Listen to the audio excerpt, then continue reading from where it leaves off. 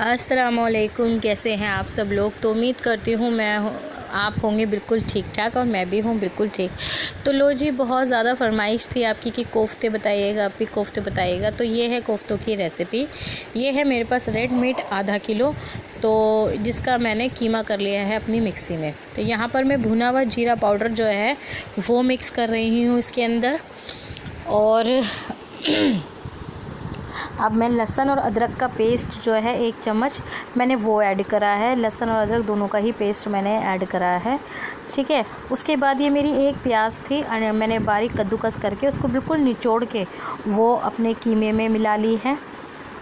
जो चीज़ें मैं मिलाती जा रही हूँ वो मैं आपको बताती जा रही हूँ। ये है मेरा चने और खसखस, इससे आपके कोफ्ते बिल्कुल भी नहीं फूटेंगे।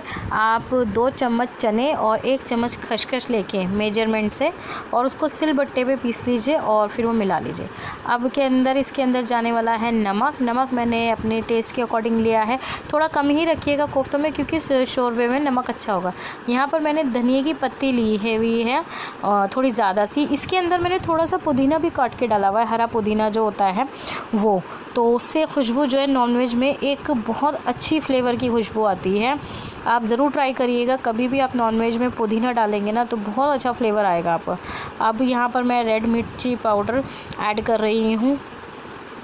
मैंने यहाँ पर हरी मिर्ची नहीं डाली है, वरना इसके अंदर हरी मिर्च भी बहुत अच्छे से डलती है तो बहुत अच्छा जायका आता है हरी मिर्च के साथ भी। अब मैं सारी चीज़ों को अच्छे तरीके से मिक्स कर लूँगी और बहुत ही अच्छे तरीके से इसको गूंद लूँगी। और ये हाथों से बहुत अच्छे तरीके से मिक्स हो जाता है। मेरा इनको मिक्स करने का मतलब ये है कि ताकि मैं कोफ्तों के अंदर पूरा मसाला हमारा चला जाए, कीमा एक बराबर हो जाए, तो तभी हमारे कोफ्ते जो है ना तो फूटेंगे और ना ही वो बुरे से बनेंगे। ये बहुत ही प्यारे बनेंगे, बहुत खूबसूरत से बनेंगे अगर हम सारी चीज़ें अच्छे तरीके से मिक्स करें। तो बहुत अच्छे तरीके से हाथों की मदद से पूरा कीमा जो है ना, मैं ऐसे जैसे आटा गूंथते हैं इसी तरीके से मैं बहुत अच्छा सा एक डो बना के तैयार कर लूँगी। इसके अंदर मैं आपको बताना भूल गई थी, यहाँ पर मैंने दिखाया भी नहीं है, मैंने कैमरा ऑन नहीं करा था। यहाँ पर अगर आप थोड़ा सा सरसों का तेल डालेंगे ना तो भी आपके कोफ्ते जो है ना बहुत बढ़िया और अंदर से जैसे ही आप तोड़ोगे तो सॉफ्ट बनेंगे। तो मेरे कोफ्ते अंदर से बहुत सॉफ्ट होते हैं। अगर आप इसी तरीके से ट्राई करोगे तो आपके कोफ्ते बहुत टेस्टी बनने वाले हैं। कोफ्तों को मैं कभी भी कीमा जो है वो कसाई से करवा के नहीं मंगाती, मैं मोटा हाथ का कीमा जो होता है कुटा हुआ वो मंगवाती हूँ और अपनी मिक्सी में इसका कीमा निकाल लेती हूँ। किसी दिन मैं आपको मिक्सी में कीमा निकालना भी बताऊँगी। अब आ जाते हैं हम शोरबे की तरफ। यहाँ हम अपना सालन तैयार करने के लिए मैंने यहाँ पर लिया है प्याज और लहसुन अदरक, ये मैंने पीस के रख लिया है। यहाँ पर मैं डाल रही हूँ धनिया पाउडर, जहाँ मैंने इसके अंदर 5 से 6 चम्मच धनिया पाउडर डाले हैं, आप भी इतना ही डालिएगा। और अब इसके अंदर मैं डाल रही हूँ लाल मिर्ची पाउडर, तो लाल मिर्च मैंने 2 चम्मच ऐड करी है। उसके बाद अब मेरा इसके अंदर जाने वाला है नमक। नमक भी हमने कोफ्तों में भी डाला था, अब हम शोरमे में डाल रहे हैं, तो थोड़ा हाथ रोक के ही चलिएगा नमक के, क्योंकि फाइनली नमक तेज़ हो जाए तो उसे कम करने का थोड़ा कम उपाय है। ज़्यादा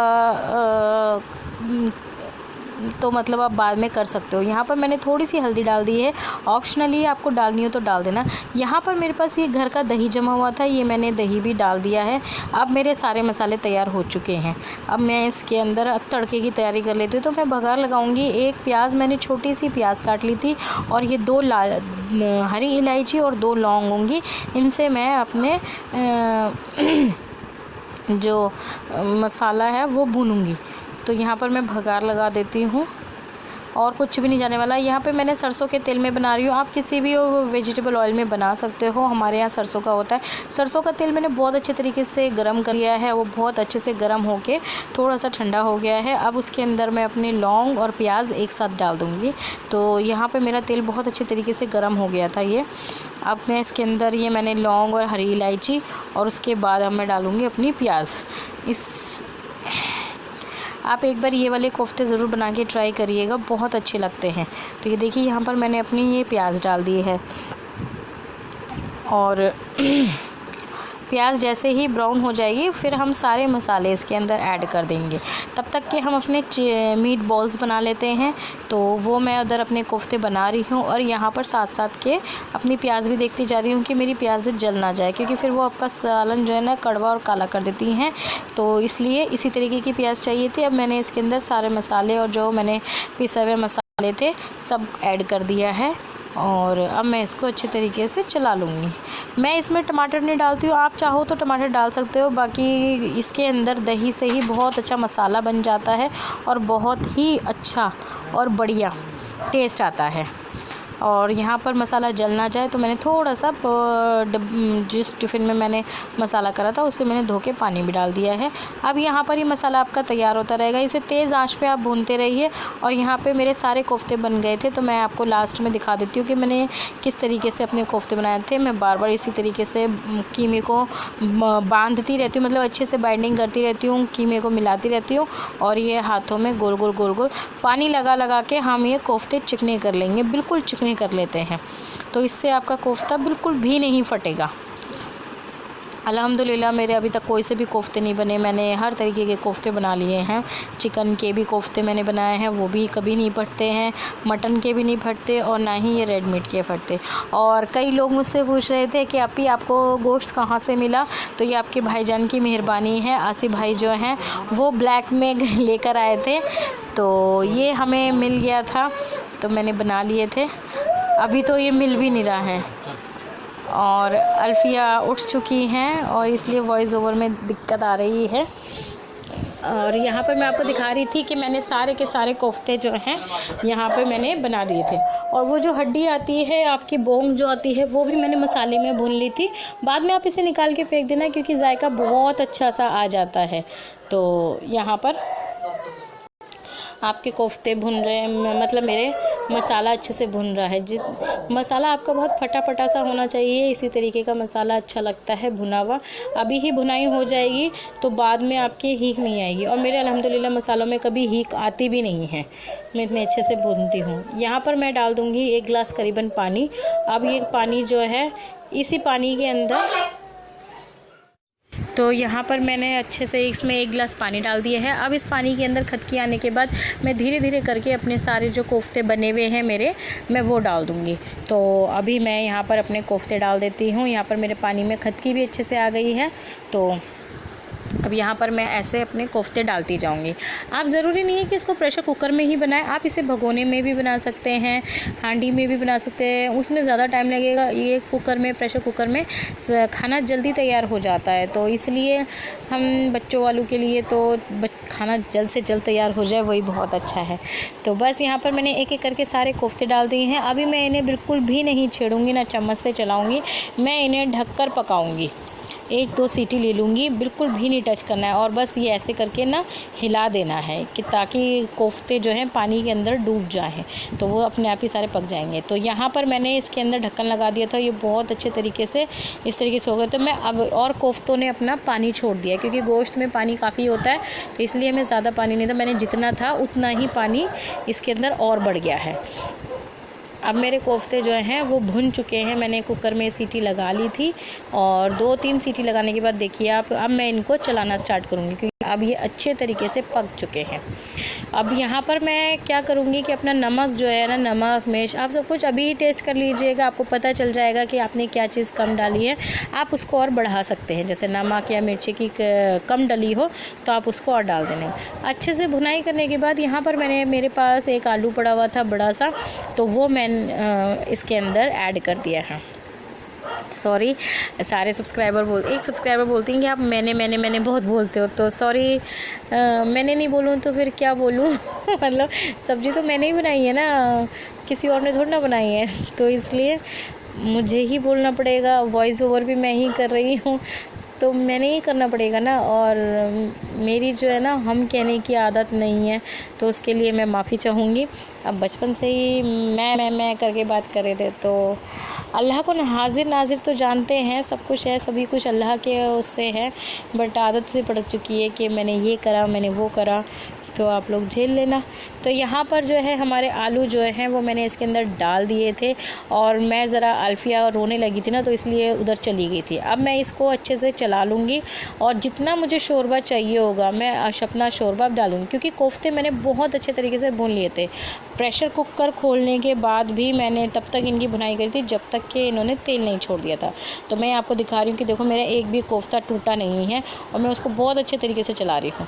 अब यहाँ मैंने बहुत अच्छे से भुनाई कर ली है। ये देखिए कितने बढ़िया तरीके से मेरे भुन चुके हैं, और आलू भी ऑलमोस्ट आधे डन हो जाते हैं। अब मैं अपना शोरबा रखूँगी। शोरबा आप अपने अकॉर्डिंग रखिएगा, और मैं अपने अकॉर्डिंग रख रही हूँ। तो यहाँ आपकी इसकी रौनक भी मैं आपको दिखाना चाह रही थी कि माशाल्लाह से बहुत अच्छी रौनक आई है, और तो लाजवाब थी ही थी, और टेस्ट तो ऑसम था। अब रज़िया आपी से भी पूछ लेना चाहे, क्योंकि मैं कुछ भी बनाती हूँ तो मम्मी के घर जाता है, और मम्मी के घर जो भी बनता है वो हमारे घर आता है। तो यहाँ पर मैं अपना शोरबा डाल रही हूँ। 1 गिलास के करीब मैंने इसके अंदर पानी ऐड करा था। आप लोग अपने टेस्ट के अकॉर्डिंग ऐड करिएगा, मैंने अपने टेस्ट के अकॉर्डिंग ऐड करा था। और यहाँ पर मेरे को इतना शोरबा थोड़ा सा कम लग रहा था, तो मैंने कहा थोड़ा सा और कर लेती हूँ, क्योंकि कोफ्ते ज़्यादा थे, तो इसलिए मैंने इसके अंदर आधा गिलास पानी और डाल दिया था। तो यहाँ पर मेरा परफेक्ट है। अब मैं यहाँ पर भी 1 सीटी ले लूँगी, और आपके बेहतरीन से कोफ्ते बन के तैयार हो चुके हैं। और यहाँ पर फाइनल आप एक बार और देख सकते हैं कि नमक अपने शोरबे में कैसा रखा है कैसा नहीं। मेरा बिल्कुल परफेक्ट था। तो देखिए ये तैयार हैं हमारे कोफ्ते बन के। उम्मीद करती हूँ मैंने आपको रेसिपी बहुत अच्छे तरीके से दी होगी, और आपको समझ में भी आई होगी। अब आप लोगों को कहोगे कि अभी तेल बहुत ज़्यादा है, तो इन खानों में तेल थोड़ा सा ज़्यादा ही पड़ता है। तो बस इसी तरीके से ये हमें इतनी सारी दवाइयाँ दी गई हैं बच्चे को, और बाकी जो है उन्होंने बोला है कि फिर आप उसका स्टूल टेस्ट है वो हमने भेज दिया है, उसकी रिपोर्ट कल तक आएगी, तब देखते हैं कि क्या होता है क्या नहीं होता है। अल्लाह से दुआ करिएगा कि अल्फिया के टेस्ट जो हैं वो अच्छे आ जाए। मेरी भी हालत पता नहीं क्या हो गई है, क्या कर सकते। पता है जब बच्चा बीमार होता है ना, कुछ करने का जी नहीं करता, कुछ करने का दिल नहीं करता, बट ऐसे ही हो रहा है सब कुछ। खाना पीने का भी ना कोई होश नहीं है कि कब खा रहे कब नहीं खा रहे। परसों तो मेरी भी हालत कुछ ऐसी ख़राब हो गई थी कि परसों पूरी रात अल्फिया ने मोशन करे, तो वो बार बार उठा रही थी मम्मी को कि मम्मा उठ जाओ मम्मा उठ जाओ। मैं बार बार जाते जाते ना मेरा भी बीपी जो है ना वो इतना हाई हो गया था कि मुझे भी वॉमिट होने लगी, और मुझे भी चक्कर आने लगे। तो मैं कल पूरा दिन, आप यकीन नहीं मानोगे, मैंने फ़ोन नहीं उठाया है, किसी के कमेंट भी नहीं पढ़े थे, और मैं पूरा दिन कल सोती रही हूँ। फिर मैं शाम को 5 बजे उठ के तब फिर मैंने घर को देखा। उससे पहले हस्बैंड ही देख रहे थे सारा घर, मैंने तब देखा घर को क्या हाल चाल है क्या नहीं है। फिर खाना वाना बनाया, सबको खिलाया। और कल फिर जब मैं सो रही थी तो हस्बैंड ने बनाया था गाजर का हलवा, जिसकी रेसिपी वो नहीं कर पाए। बस मैं आपको उसका एक लुक दिखा दूंगी कि गाजर का हलवा उन्होंने कैसा बनाया था, और काफ़ी यम्मी बनाया था, बच्चे खा रहे थे। इनायत को बहुत पसंद है, इनायत के लिए बनाया था उन्होंने। और ये जो मेरी आँखें हैं ना, ये सूझ के ना इतनी मोटी हो गई थी कि नींद नहीं आई थी। तबीयत अभी भी बच्चा ठीक है ना तो मैं भी ठीक हूँ, और बच्चा ठीक नहीं है ना तो फिर मम्मी भी ठीक नहीं होती हैं। अच्छा नहीं लगता जब बच्चे आपके बीमार होते हैं। तो बस यही थका था आज मेरा व्लॉग, और बहुत टाइम से आपसे बात नहीं करी थी इसलिए करी। और 2 दिन के कमेंट्स मैंने बिल्कुल नहीं पढ़े हैं, और मैंने बिल्कुल रिप्लाई नहीं कराया, उसके लिए बड़ी बड़ी मैं माजरत चाहूँगी, आपसे माफ़ी चाहूँगी, क्योंकि मुझे नहीं होश है अभी कि मैं कमेंट बॉक्स में जाके कमेंट के आंसर भी दूँ। ना पढ़ा है ना आंसर देने का टाइम है, क्योंकि बहुत अल्फिया की तबीयत ख़राब हो गई थी, इसी वजह से मैंने जवाब नहीं दिए हैं। आई होप आप लोगों ने सब कुछ समझा होगा। और आज का पूरा व्लॉग अल्फिया को लेकर था। मैंने पूरी, हाँ मुझे रज़िया ने बताया था कि काफ़ी सारे सब्सक्राइबर कमेंट कर रहे हैं कि अल्फिया को ये दो वो दो, और अल्फिया को मैं ग्लूकोज़ नहीं दिया था, ग्लूकोज़ बना के दे रही थी। शायद सुनने में मिस्टेक हो गया होगा। मैं उसके ORS के घोल में चीनी मिला के उसको पिला रही थी, तो वो मैंने उसको दिया था। एक कमेंट आया था कि आप उसको वो ना दें, मैंने ग्लूकोज नहीं दिया था, ORS के घोल में मैं चीनी मिला के, क्योंकि उसका टेस्ट बड़ा ये अजीब सा होता है, बच्चा नहीं पी पा रहा था। ऑरेंज फ्लेवर का भी था, तो मैंने थोड़ा सा उसको मीठा कर दिया था, तो हम वो दे रहे थे अल्फिया को। ORS का घोल नहीं दिया था। हाँ थोड़ा सा रूह अफ़ज़ा लाने की कोशिश करती थी, क्योंकि बच्चा जब दूध छोड़ता है तो फिर कुछ और मुझे करना पड़ता है, तो मैंने थोड़ा सा रूह अफ़ज़ा उसको पिलाया था। हालाँकि उसने बिल्कुल ही नहीं पिया वो रूह अफ़ज़ा भी। और थैंक यू सो मच, आपके बहुत सारे कमेंट आ रहे थे और अभी मैंने नहीं पढ़े हैं। जो भी हस्बैंड ने बताए हैं और बुलबुल ने बताए हैं मुझे कमेंट, उनके लिए तहे दिल से शुक्र अदा करती हूँ कि आप लोग मेरे साथ हो और आप लोग इतनी फ़िक्र करते हो हमारे बारे में। अच्छा लगता है, ऐसे ही फ़िक्र करते रहिए, मतलब इतना प्यार करते रहिए और अपना सपोर्ट देते रहिए। और थैंक यू सो मच। अल्लाह हाफ़िज़। नेक्स्ट व्लॉग में आपसे ज़रूर मुलाकात होगी। तब तक के लिए आप अपने और अपने घर वालों का बहुत बहुत ध्यान रखिएगा और बहुत सारी दुआएं करिएगा हमारे लिए। और ये लॉकडाउन से थोड़ी थोड़ी राहत मिलती जा रही है सबको और इंशाल्लाह सब कुछ पहले जैसा ही हो जाएगा। मुझे अल्लाह ताला से बहुत उम्मीदें हैं और रमज़ान अच्छे गुजरेंगे, बस यही उम्मीद है कि रमज़ान बहुत अच्छे गुजरे। अल्लाह हाफ़िज़। तो ये वाला उन्होंने सिरप दिया है, एक अल्फिया की दवाई है, एक ये है और फिर अल्फिया को उन्होंने ये दिया है विटामिन डी। ये इसका दिन में हमें एक बार देना है। और एक ये सिरप दिया है उन्होंने, ये दिन में 4 बार देना है अल्फिया को। और एक उन्होंने फिर ये पाउचेस लिखे हैं जो मुझे जूस में करके उसको पिलाने हैं। ORS का घोल है ये, तो ये मुझे एक ग्लास में करके उसको पिलाना है। तो ये दिन के हैं, 1 डे का 1 पाउच है। तो ये 4 दिन के पाउच अभी हमें सिर्फ इतने ही मिले हैं, 4 मिले हैं। 4 अभी और लेकर आने हैं, आसिफ जी को और लेकर आएंगे। 4 नहीं सॉरी 5 हैं। ये दवाई है मोशंस को जो मज़बूत करेगी। ये मुझे 14 दिन तक इसको ज़ाइन सिरप जो है ज़ाइनस वो पिलाना है। और ये PCM है, अगर अल्फिया को बुखार चढ़ता है, ये दिखती हैं 103 मतलब 102 या 101 से ऊपर होता है बुखार, तो अल्फिया को PCM देनी है। ये अल्फिया का ये छोटी वाली ये गैस स्ट्रोक की दवाई है, तो ये अल्फिया को पिलानी है दिन में 4 बार। अगर ये ख़त्म होती है तभी फिर ये स्टार्ट कर देनी है। तो बस ये सब अल्फिया की दवाइयाँ हैं जो हमें डॉक्टर्स ने दी हैं।